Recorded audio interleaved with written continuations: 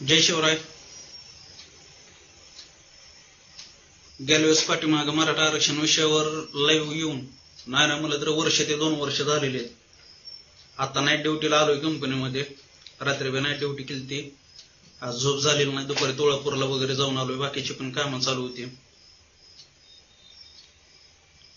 मी गेल्या वेळेस किंवा माझे जवळचे जे मित्र आहेत त्या मित्रांना माझा एक मुद्दा नेहमीचा माहिती आहे की मी 1000 वेळा त्यांना तो मुद्दा बोलून दाखवलाय.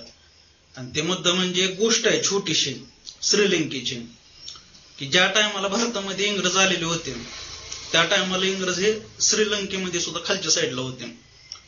पण भारतातल्या शेतकऱ्यांना ज्या पद्धतीने शेती करता येते तशी श्रीलंकन माणसांना तिथले सिंहली जातीचे त्यांना तशी शेती करता येत नव्हती. त्याच्यामुळे त्यांनी भारतातील काही नागरिक म्हणजे ते आपल्या केरळ पट्ट्यातले ते उचलले आणि त्यांनी श्रीलंकेमध्ये नेले ते आणि त्यांना तिथं शेती करण्यासाठी स्थायिक केलं. ते शेती करत असताना परत भारत स्वतंत्र झाला. इंग्रज आपल्या इथनं गेले, तिथनं पण गेले. पण त्यांच्या काही पिढ्या ते 100-150 वर्ष तिथं राहिल्यामुळे त्यांना तो श्रीलंका सुद्धा आपलासा वाटू लागला. श्रीलंका देश की ते म्हणले आम्हाला आता हिथंच राहायचंय, आम्हाला हिथं स्थायिक व्हायचंय. पण इंग्रज गेले, तुम्ही पण निघून जावं म्हणून श्रीलंकन नागरिकांनी तिथं जोर धरला आणि त्यांना बाहेर निघा म्हणून सांगितलं. मग त्यांच्यावर तिथं अन्याय चालू झाले, अत्याचार चालू झाले, त्यांना मारहाण वगैरे सगळे चालू झाले. मग त्यांना विरोध म्हणून तिथं किंवा त्यांच्या विरोधात एक सशस्त्र क्रांतिकारी लढा तिथं उभा राहिला आणि त्या लढाईचं नेतृत्व होतं प्रभाकरणकडे. प्रभाकरण म्हणजे कोण की ज्यानं राजीव गांधीची हत्या केली. पण ती हत्या का केली त्यानं की ज्या टायमाला LTTE ह्या प्रभाकरणची संस्था की संघटना भले त्यांना अख्खी जगदुनिया दहशतवादी म्हणू द्या काय म्हणू द्या पण त्याचा लढा हा त्याच्यासाठी, त्याच्या जातीसाठी आणि त्याच्या नागरिकांसाठी होता श्रीलंकेन सरकारविरोधात.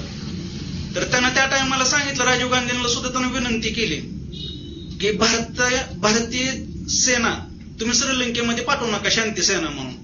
पण राजीव गांधींनी ते ऐकलं नाही आणि श्रीलंकेला साथ म्हणून आपली भारतीय शांती सेना तिथं पाठवली. आणि परत श्रीलंका म्हणजे भारतामध्ये जर त्यांचं जर सरकार आलं तर अजून परत भारतीय सेना श्रीलंकेला मदत करण म्हणून प्रभाकरणनं त्या टायमाला तिथं परत आपल्या भारतामध्ये राजीव गांधीची हत्या त्यांनी त्या टायमाला केलेली आहे. आता थोडस विचार करा, तो लढला त्याच्या समाजासाठी जसं लढला. आजपर्यंत मराठा समाजातील युवकाच्या किती आत्महत्या झाल्यात. पण शांततेच्या मार्गाने 58 मोर्चे निघाले, लाखोचे लोक रस्त्यावर होते, तरी सुद्धा आत्महत्या व्हायच्या त्या झाल्याच.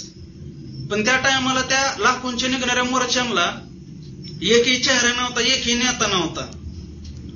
मी गेल्या वेळेस पण ज्यावेळेस बोललो त्या टायमाला जरांगे पाटलांचं नेतृत्व ह्या महाराष्ट्रामध्ये नाही का उभं राहिलेलं नव्हतं. पण आज बोलतो मी की जर चुकून जरांगे पाटील किंवा मंगेश साबळे ह्यांच्यासारखं एखादं सायकीन सनकी नेतृत्व जर मराठा समाजातील मुलांना जर भेटलं आणि सांगितलं की आपण मारायचं नाही, समोरच्याला मारायचंय, तर विचार करा मराठा आरक्षणाला जी विरोध करतात तो एक तरी जिवंत राहील का? कारण की आज फाशी तर घ्यायचीच आहे, मारायचं तर आहे. मग का मारायचं आपण स्वतः? समोरच्याला मारून का मारायचं नाही? हा विचार करणारे सुद्धा पोरं भरपूर आहेत. आणि जर भविष्यात जर असं झालं तर ना हे सरकारला पचणार असन किंवा इतर कोणाला पण. मग त्या टायमाला म्हणू नका मराठा समाजातील युवक नाही का दहशतवाद्यासारखे वागायला लागले, माओवाद्यांसारखं नाही का त्यांचा रस्ता निवडलाय. फक्त अजून पण म्हणतो जरांगे पाटील हे शांत नेतृत्व आहे. संयमानच त्यांनी आजपर्यंत सगळ्या गोष्टी सांगितल्यात. जर त्यांचा जर एक आदेश जर वेगळ्या पद्धतीनं जर आला तर लाखोच्या लाखो नाही का पोरं रस्त्यावर उतरतील. पण कशा पद्धतीनं उतरतील? जीवाची पर्वा नसन, आत्महत्या न करता समोरच्याला मारण्याच्या इराद्यानंच उतरतील. मग तुम्हीच बघा आता काय करायचंय. कारण की आज लक्ष्मण हाके परत उपोषणाला बसल्यात. पंकजाताई आज नाही ना म्हणलं तर 4 वेळा जरांगे पाटील उपोषणाला बसलेत. त्या तिकडे कधी अंतरवाली सारटेला गेल्या नाहीत, पण आज वाडी गोजरीला काल जाऊन आले 2 जण बहीण भाऊ. आणि पंकजाताईंच्या 2 कार्यकर्त्यांनी 2-3 कार्यकर्त्यांनी आत्महत्या केली. ताईंनी त्यांच्या घरी गेल्या. ठीक आहे, सांत्वन करायला त्यांनी जावं हे करावं, निश्चितपणानं नाही का ते चांगलं आहे. पण उद्या मराठा समाजातील युवकांच्या पण एवढ्या आत्महत्या झाल्यात. उद्या जर मी मेलो तर पंकजाताई माझ्या घरी येणार आहेत का बघायला? की मला पण 3 लेकरं आहेत, माझ्या 3 लेकरांचं कसं होईल, काय होईल. पंकजाताई काय लय राहिलेत त्यांच्या कार्यकर्त्याच्या घरी जाऊन. उद्या पंकजाताई माझ्या घरी माझ्या घरच्यांच्या अश्रू पुसायला येणार आहेत का? त्याच्यामुळे पंकजाताई असतील, लक्ष्मण हाके असतील, बबनराव तायवाडे किंवा ते प्रकाश अण्णा शेंडगे, ह्यांनी जसं त्यांच्या समाजामधलं त्यांना दिसतंय तसं त्यांनी डोळे उघडून नाही का बाकीचे सुद्धा मराठा समाजातील युवकांचे नाही का जे प्रश्न आहेत त्यांनी ते बागावेत. प्रसाद देठेचं फेसबुकला नाही का सगळ्यांना दिसतंय की नाही का चांगल्या कपड्यामध्ये ह्याच्यामध्ये. पण नेट बघितलं तर ही माझी कंपनी, माझं विश्व, नाईटला इथं काम करतोय, दिवसा कुठं बी अजून काम करावं लागतंय, तेव्हा कुठं लेकरांचं नाही का थोडंफार ह्याच्यात होतंय. 24 तास काम करून सुद्धा लेकरांचं भागत नाही.